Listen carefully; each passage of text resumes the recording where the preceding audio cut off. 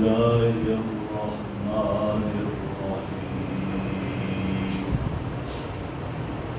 يا بني إسرائيل اذكروا نعمتي التي أنعمت عليكم وأني فضلتكم على العالمين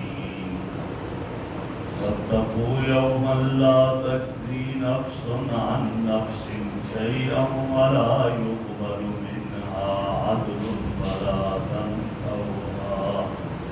ولا تنفعها شفاعة ولا هم ينصرون یا بنی اسرائیل، اے اولاد اسرائیل، اذکروا نعمتی،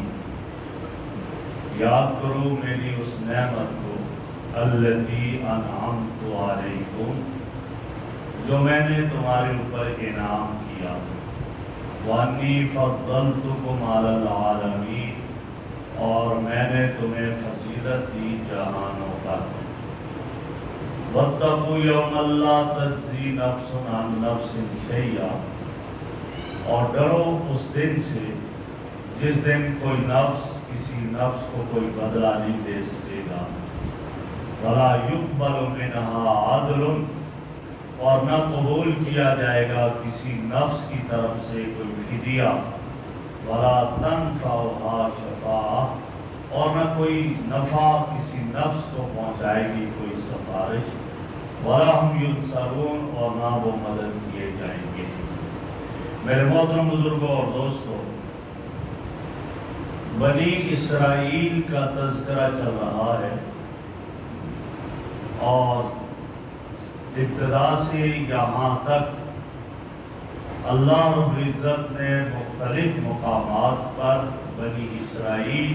یعنی یہود اور نصارہ کی تقریباً 40 برائیوں کی نشاندہی کی جو گزر گئی ہیں پہلے، اور وہ کیا جن میں زیادہ تاریخ ایک یہ تھا کہ یہ یہود اور نصارہ ان کی اکثریت عنادی ہیں، ضدی ہیں، یہ ضد پر رہتے اور عناد پر رہتے ہیں، ایک یہ تھا۔ اسی طرح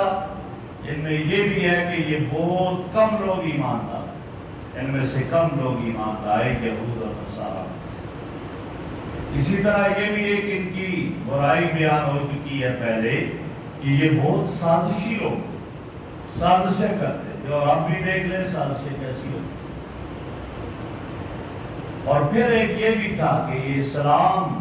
اور پیغمبر اسلام حضرت محمد رسول اللہ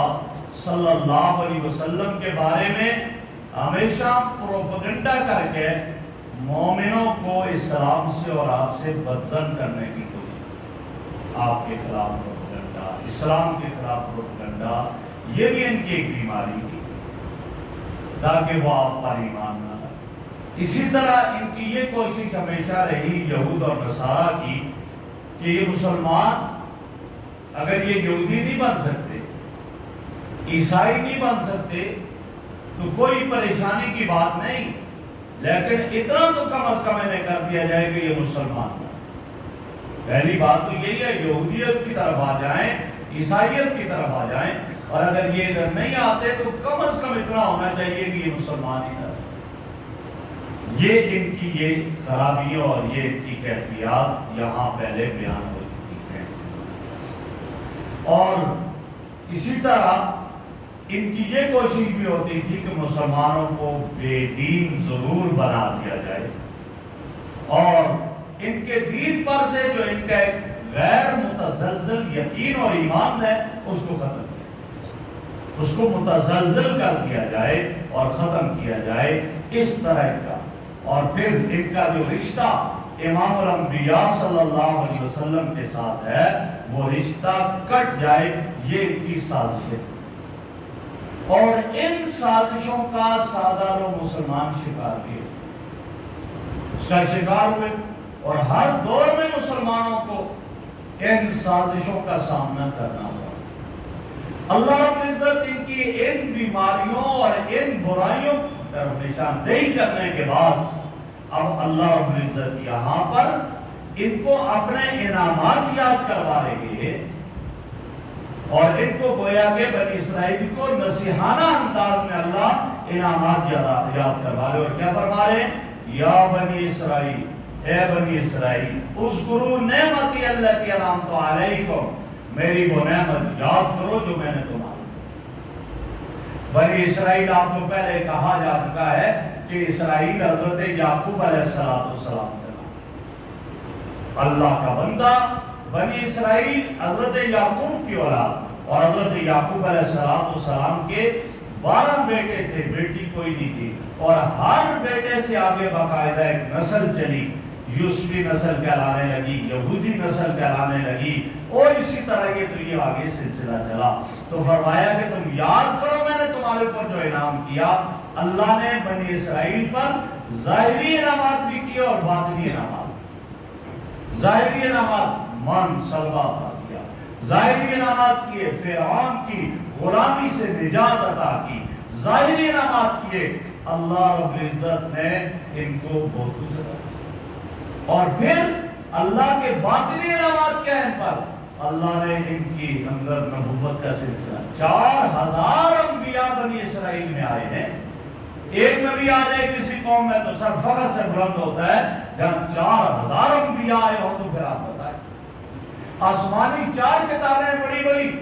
جن میں 3 کتابیں بنی اسرائیل میں آئیں، تورات، زبور، انجیل، یہ اللہ کے انعامات ہیں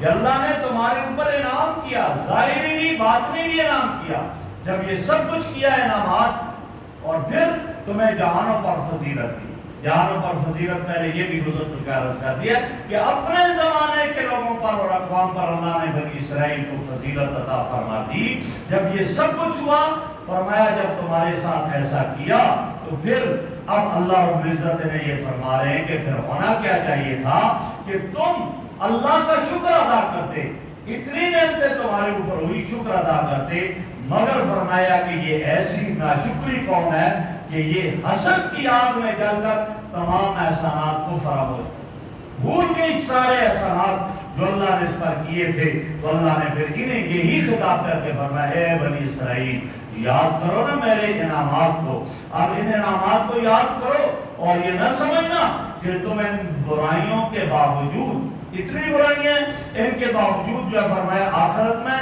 وہ سرخرو ہو جاؤ گے، ایسا نہیں ہو سکتا ہے۔ اللہ آخرت میں تمہیں سرخرو نہیں کرے گا۔ یہ نہ سمجھنا کہ ہم ان برائیوں کے باوجود حضرت ابراہیم کی طرف اپنی نسبت ویسے ہی کرتے ہم چلے جائیں گے۔ فرمایا نہ، یہ بات یاد رکھنا، وَاتَّقُوا يَوْمًا لَا تَجْزِي نَفْسٌ عَن نَفْسٍ شَيْئًا، فرمایا اس دن سے ڈرو کہ جس دن کوئی نفس کسی نفس کو کچھ بھی مستغنی نہیں کر سکے گا، کچھ بھی فائدہ نہیں دے سکے گا، وَلَا يُقْبَلُ مِنْهَا عَدْلٌ، اور نہ کوئی اس کا بدلہ وہاں پر قبول کیا جائے۔ اور میں اس دن سے ڈرو کہ انسان کے لیے کچھ نہیں ہوگا۔ اور آپ کو یہ معلوم ہونا چاہیے کہ دنیا میں انسان جو ہوتا ہے اپنے بچاؤ کے طریقے اختیار کرتے ہیں، میری جان بچ جائے۔ اب وہ چاہے قوت کے ذریعے اپنی جان بچانے کی کوشش کرے، اور چاہے تو وہ گریہ اور زاری کے ذریعے سے اپنی جان بچانے کی کوشش کرے۔ اللہ نے فرما دیا نہ